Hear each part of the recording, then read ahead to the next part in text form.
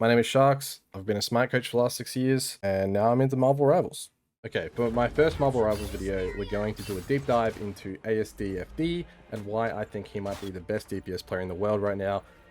Realistically, it's right behind Happy, who is the DPS for the winning team of Asia, who has a bunch of experience in the Overwatch League for the Gladiators and stuff. But ASDFD, unsure if it's a rename from the Overwatch League, but I just want to show you guys some not techniques and not fundamentals, but just two kind of game theories that I think elevate ASDFD above your standard DPS.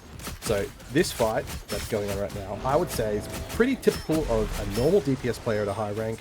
It's just pure mechanics. It's really scrappy, to be honest. There's no real, I want to say there's no real thought process behind it, but he's just hitting who's in front of him. They're probably, super chaos. There was a double Luna ult. After the double Luna ult, he gets the Psylocke ult support, and then it turns into a pretty easy cleanup due to having a man advantage in the fight.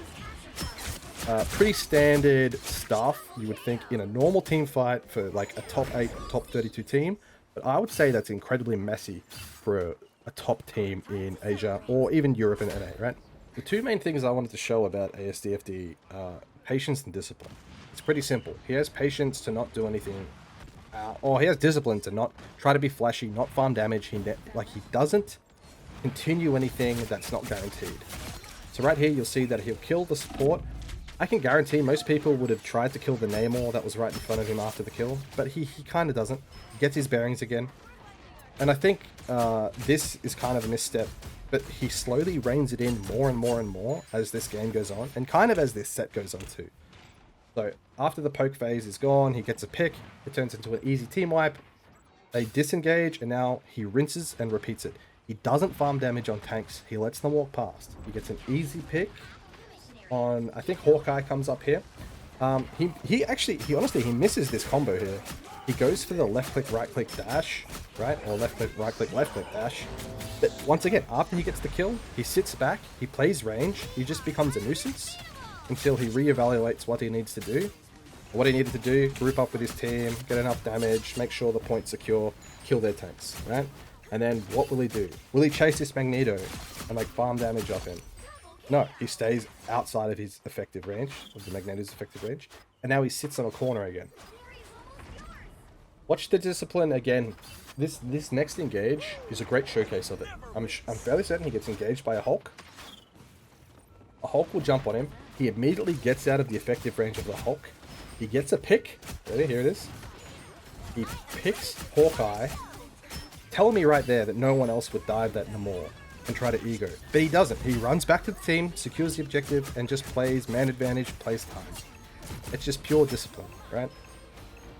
It's the difference between a top DPS and then someone who thinks they have really good mechanics. So once they get one kill and they know that they're able to continue going, they keep going and going and going. But to be honest, you don't need kills in Marvel Rivals. You could win a game just by having enough pressure to push people off points. But regardless, let's get on to map 2. We get into map 2, and map 2, I just want to talk about positioning. Once again, he does have a kind of lukewarm start, which gets better as the round goes on. But his positioning, I thought whilst watching this, it was through the roof, really god tier positioning. But as I watch it back, actually not that good. So we can actually take a look at his positioning and the mistakes he makes, but also how he fixes them, right? That's the important thing, because what makes a good DPS isn't just like their highs, but how fast can they fix their flaws. So he does make a pretty big mistake, and I would argue that right now he's making a mistake by just focusing so much attention to this door. If we take a quick look at the map, people don't have to go through strange portals for one, right?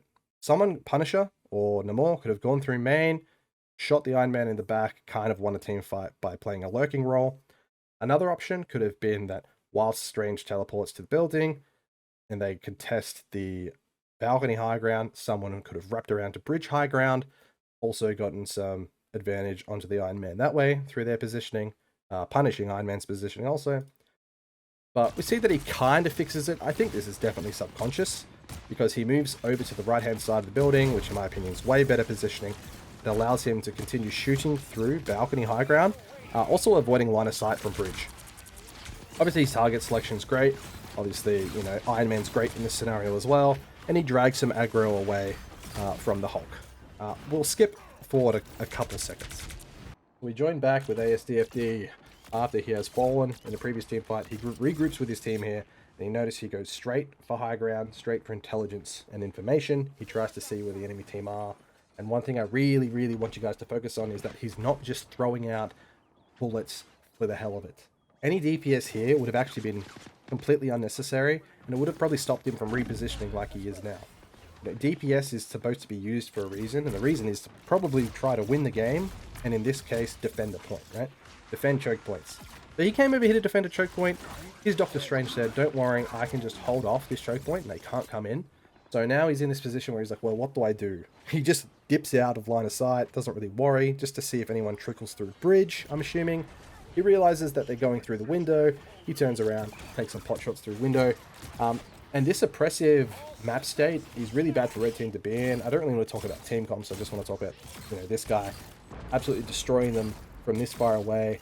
Punisher unable to shoot, find the line of sight. He's able to use his AoE auto attacks in the most devastating way from such long range.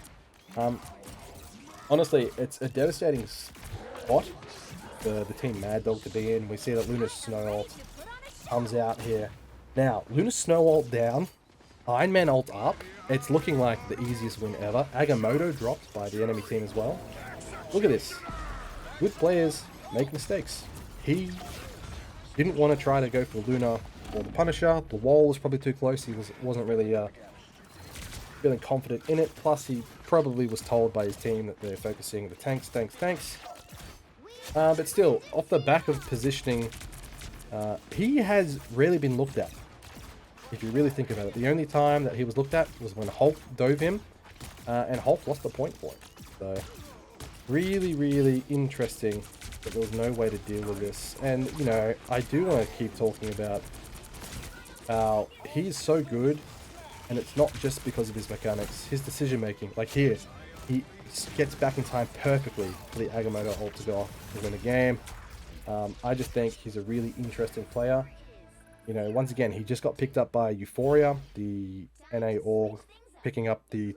It's like a congregation of the top Korean teams. I'll chuck it over the screen right now, because the two best teams kind of got together and made a super team, if you will. But let's get on to the next map. The final point was a pretty standard point, just a complete wipe.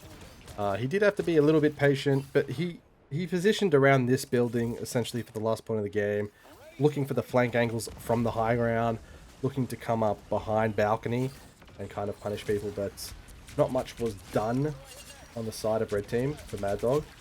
But I just really wanted to highlight how having a solid game plan, you know, playing patient and knowing your win condition can really elevate your gameplay without having to pad your stats and try to be a hero. You don't need to be a hero to win games in Marvel Rivals.